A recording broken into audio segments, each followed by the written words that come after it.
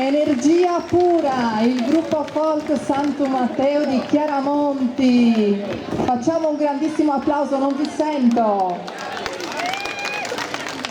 Ma oltre ai passi di danza, da notare anche bellissimi abiti tradizionali indossati dai nostri ballerini, che sono un altro pezzo della nostra cultura che noi tramandiamo orgogliosamente.